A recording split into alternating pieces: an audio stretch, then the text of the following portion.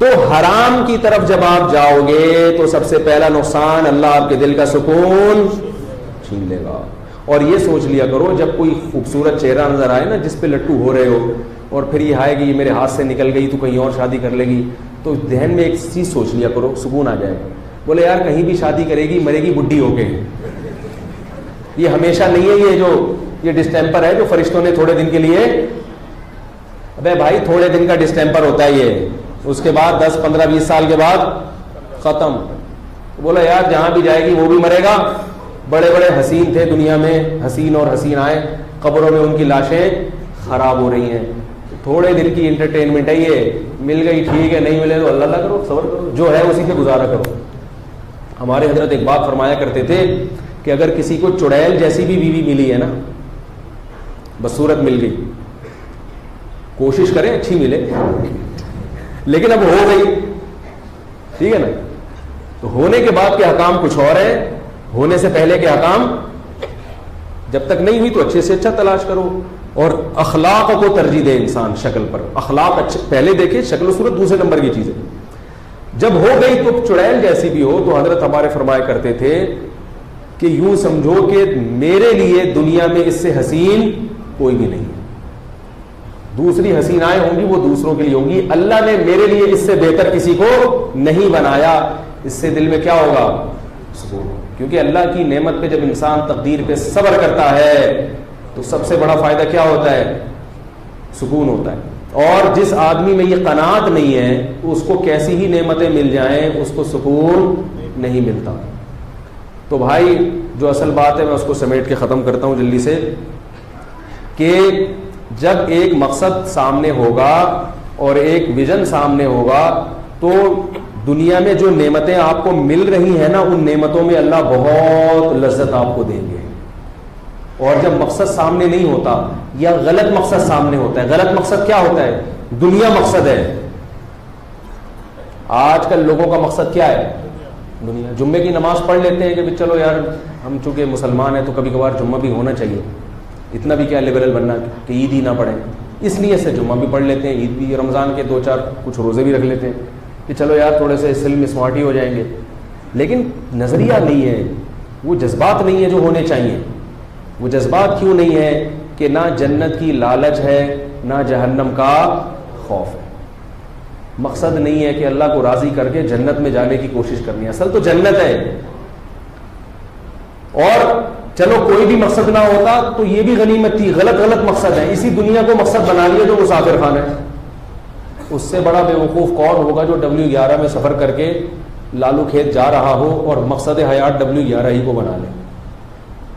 بتاؤ بھائی کوئی اس سے بڑا بیوقوف ہوگا؟ ایک آدمی کراچی سے اسلام آباد جہاز میں جا رہا ہے, مسافر ہے, اور اسی جہاز کی زندگی کو کیا بنا لے, مقصد, کہ مجھے یہاں چاہیے سکون, بس میری زندگی کا مقصد یہ ہے, میں بٹن دباؤں ایئر ہوسٹس آئے, اور ایئر ہوسٹس بھی جو ہے نا وہ والی نہ آئے جو پچھلے سال آئی تھی.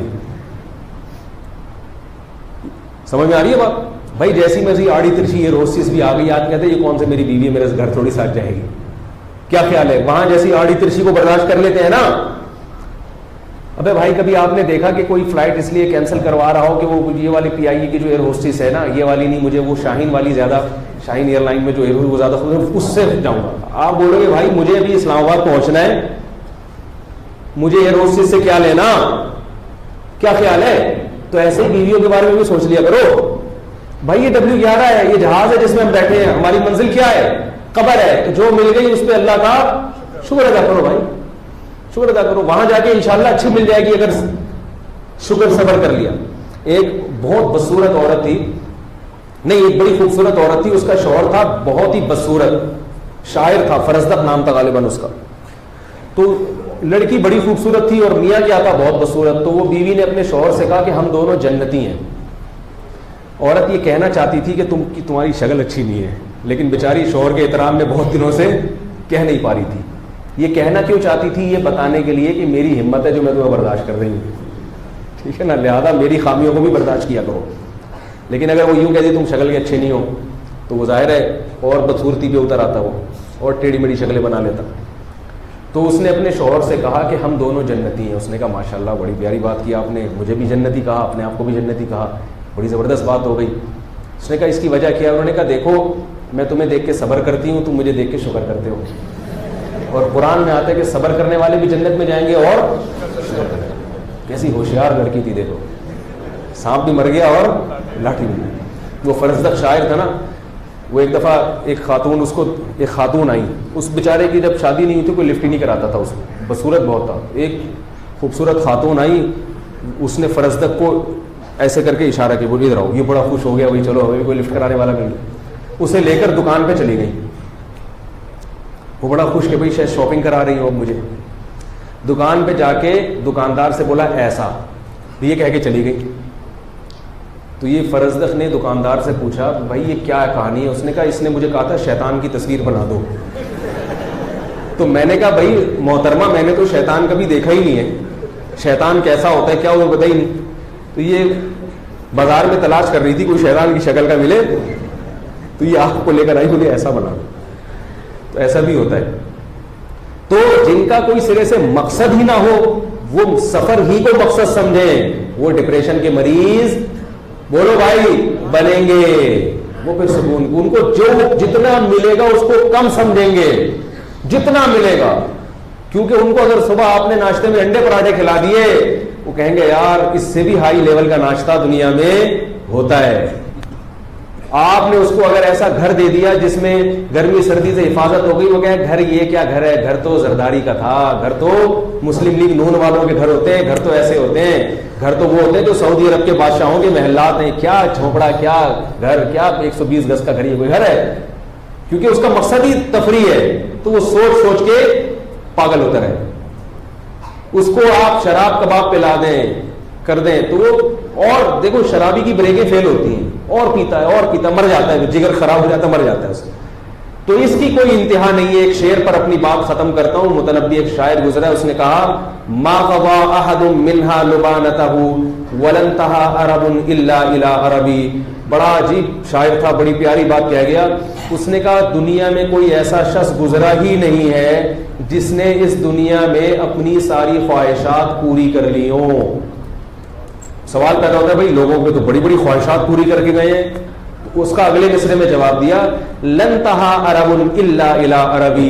ایک خواہش جب پوری ہوتی ہے تو وہ ہزاروں انڈے بچے پیدا کر کے جاتی ہے. وہ نہیں آ رہی بات. ایک خواہش جب پوری ہو گئی نا آپ کی تو آپ سکون میں نہیں آتے, وقتی ریلیکس ہو جاتے ہیں, پھر اس سے زیادہ مزید خواہشات پیدا ہو جاتی ہیں, اور چاہتا ہے کہ اور بھی مزے کی زندگی گزرے. تبھی تو گوروں کو دیکھو وہ انٹرٹینمنٹ کے کیسے کیسے طریقے تلاش کرتے ہیں. یار اب یہ والا بھی انٹرٹینمنٹ جو ہے نا یہ پرانی ہو گئی, کوئی نیا طریقہ ایجاد کرو جس سے اور زندگی مزے کی گزرے. پھر وہ عجیب عجیب باولی شکلیں بنا کے لے آتے ہیں, سر پہ کٹورا رکھ کے بال کٹا کے لے آئے. کیوں بھائی؟ تاکہ میں عجیب سا لگوں, دیکھنے میں عجیب سا لگوں گا تو لوگ بولیں گے بھائی عجیب سا لگ رہا ہے, اس کا اپنا مزہ ہے بھائی, کچھ کرے یعنی. بائکوں کے پیچھے لکھا ہوا ہے موسٹ وانٹیڈ.